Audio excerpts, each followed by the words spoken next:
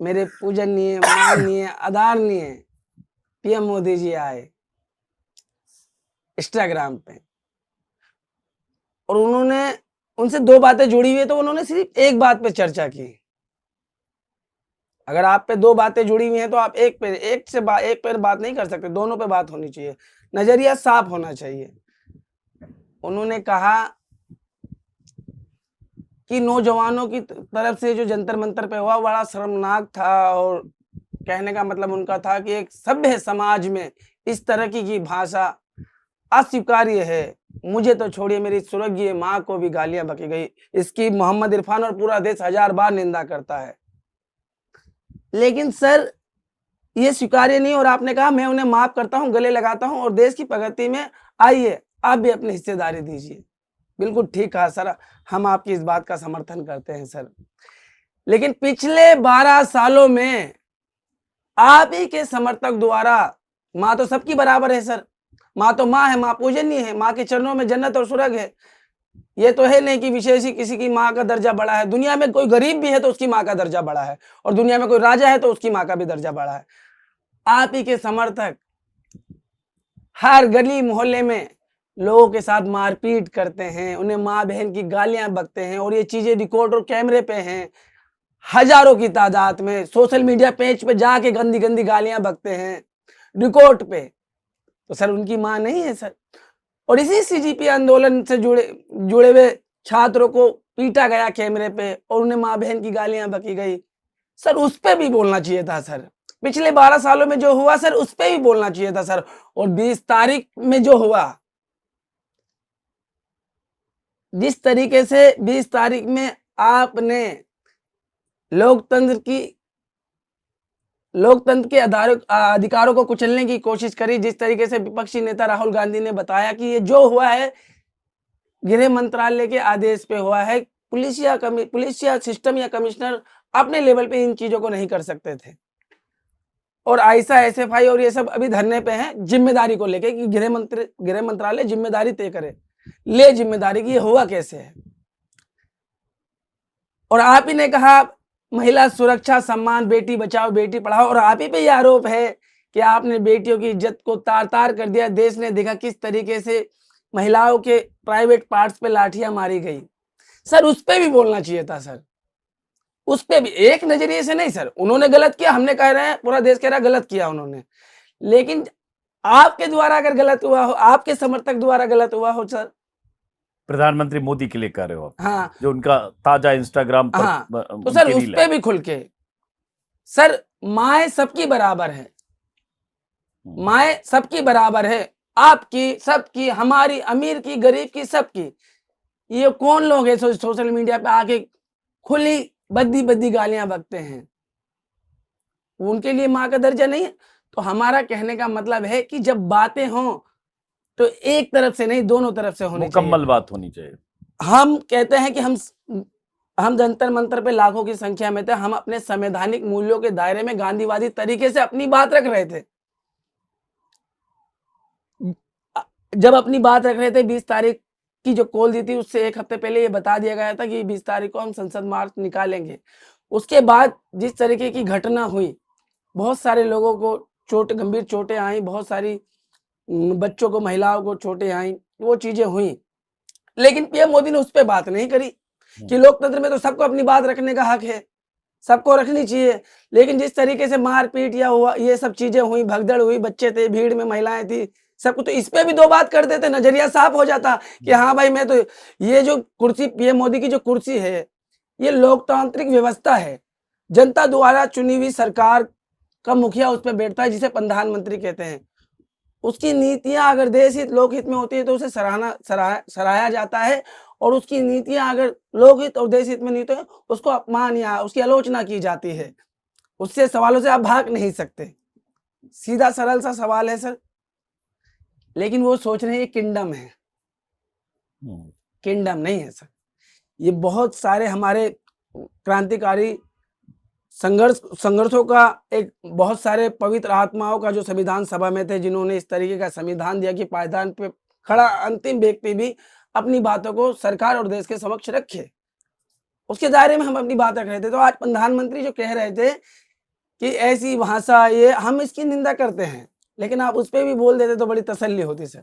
बहुत इंपॉर्टेंट बात है इरफान ने कही कि प्रधानमंत्री मोदी का जो इंस्टाग्राम पर जो लेटेस्ट रील है रात में जो पोस्ट की है, उसमें उन्होंने एक तरह से माफी की बात की है बच्चों की, जिस तरह से गालियां उन्हें दी गई जिसका जिक्र उन्होंने किया। हालांकि उन्होंने बड़ा दिल दिखाकर कहा कि हम माफ करते हैं, आओ फिर से काम करें, लेकिन वो अधूरा है। उसमें एक पक्ष जिसका जिक्र इरफान कर रहे हैं कि भाई 20 तारीख को लाठियां चली, बच्चों को पीटा गया, बच्चियों को पीटा गया, उसका जिक्र, जो एक पुलिसिया बर्बरता हुआ उसका जिक्र नहीं। लेकिन इरफान ये बताओ कि देखो, मैंने तो इरफान से पूछा अपनी कहानी सुनाओ, लेकिन इनके भीतर व्यवस्था को लेकर, सिस्टम को लेकर इतनी चीजें भरी हुई है कि ये खुद अपने किरदार के बारे में ज्यादा बात करने की बजाय अपने विचार के बारे में ज्यादा बात करते हैं। चलो, ये अच्छी बात भी है, लेकिन ये सब बोलते हो तो डर नहीं लगता है भाई? तुम भी ये बात कर रहे हो, आज के दौर में जानते हो कि मुसलमान होना भी गुनाह हो जाता है। मोहम्मद इरफान के नाम से कुछ बोलना भी बहुत बड़ी वजह हो सकती है, ट्रोल की, FIR की, मुकदमे की, परेशानी की। तो ये सब रिस्क लेके बोल रहे हो तुम? सर, मैं जहाँ से आता हूँ, मेरी जिंदगी में कोई सुख नहीं है, और मैंने इस देश के महान स्वामी विवेकानंद जी को सुना है, महसूस किया है। उन्होंने दुनिया के मंच पे कहा कि मैं उस 11 सितंबर 1893 को जब उन्होंने कहा कि मैं उस देश और उस धरती से आता हूं जिन्हें पूरी दुनिया के सताए हुए लोगों को शरण दिया। फिर वो कहते हैं, brother and sister of America, जिस तरह भिन्न शिकागो में जिस तरह भिन्न नदियां टेढ़े मेढ़े अथवा सीधे रास्ते पे चलते समुद्र में मिल जाती है, उसी तरह है मेरे प्रभु, विभिन्न रुचि के लोग टेढ़े मेढ़े अथवा सीधे रास्ते पे चलते हुए तुझी से मिल जाते हैं। वो सभी धर्मों और जाति समुदाय की बात कर रहे हैं। वो निर्धन दीन दुखी में ईश्वर ढूंढने की बात कर रहे हैं, समझ रहे? वो कहते हैं धार्मिक कट्टरता ने पूरी दुनिया को खून से रंगा है। वो सहिष्णुता की बात करते हैं।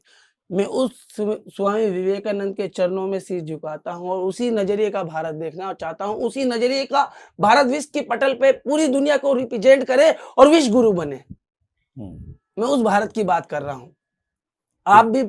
आप भी तो उसी बात की उसी चीजों को लेकर बात करते हैं, लेकिन आप उनकी बातों को नहीं कोट करते, आप उस सोच पे बात नहीं करते। हम भी तो स्वामी विवेकानंद की बात कर रहे हैं, हम भी तो स्वामी रामकृष्ण परमहंस की बात कर रहे हैं। हम कहाँ मना कर रहे हैं?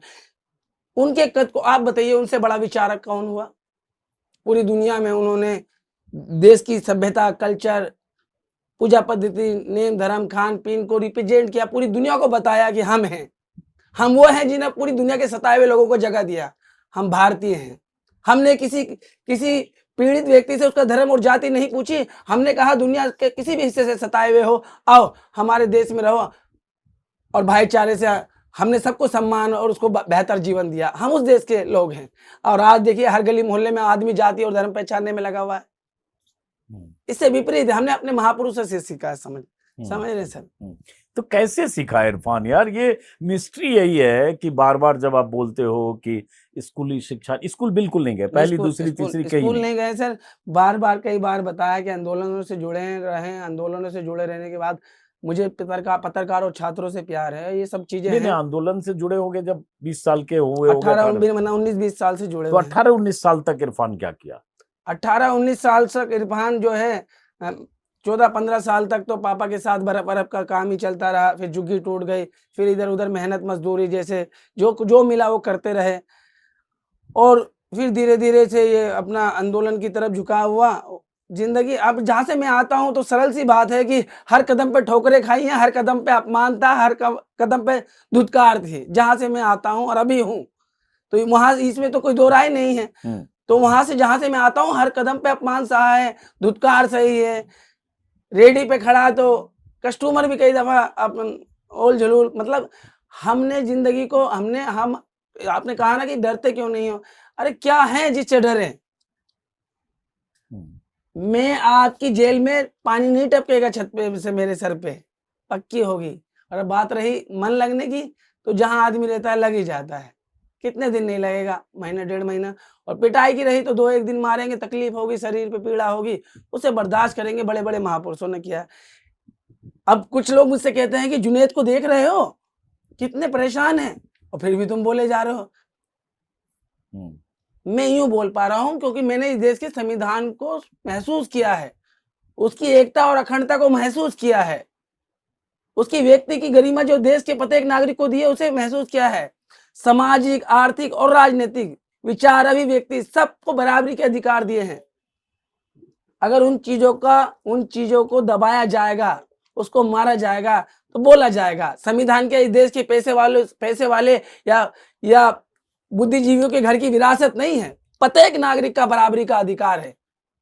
ये थोड़ी ना जब बात संविधान की आएगी तो इस देश के पढ़े लिखे बुद्धिजीवी लोगों के घर की संपत्ति है, वो हमारी भी है, हमारे भी मौलिक अधिकार हैं, उसमें साफ साफ दर्शाया गया है और देश की एकता और अखंडता पे बात हुई है। यहाँ तो हर कदम पे जो है अलग तरह की सोच दिखाई देती है।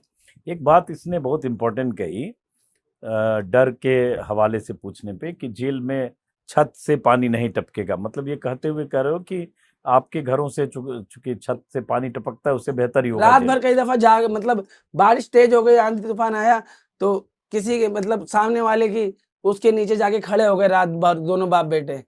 पानी जब तक बढ़ रहा तो खड़े हो गए कि बारिश रुकेगी तो जाके बिस्तर ठीक करके सोएंगे। ऐसे चलता है हमारा जीवन कि बारिश तेज हो गई, बिजली कड़कने लग गई, आंधी तूफान हो गई तो जाके जो होता नहीं है दुकान के आगे टीन लगी होती है तो किसी के नीचे खड़े हो जाते हैं रात भर। तो ये बताओ, जैसे मान लो हो सकता है 15 दिन पहले तक या 12 दिन पहले तक कम लोग जानते होंगे, हालांकि बहुत सारे पुराने वीडियो भी वायरल हो रहे हैं, इससे लगता है कि आप आंदोलनों में जाते रहे हो। वो चीजें देखो, मैं जब कहता था ना कि सोशल मीडिया के कब्रिस्तान से आप ढूंढ लीजिए, मेरे बारे में पता चल जाएगा, तो अब ये सारी चीजें वीडियो निकल रही हैं, किसान आंदोलन की, सीएनआरसी आंदोलन की सारी वीडियो अब निकल रही हैं और वायरल हो रही हैं, सब देख रहे हैं। ठेला लगा रहे हो, कुछ चिकन बेच रहे हो, उसके भी सब बर्फ के भी है। मेरे जीवन में कुछ बनावटी नहीं है, झूठ नहीं है।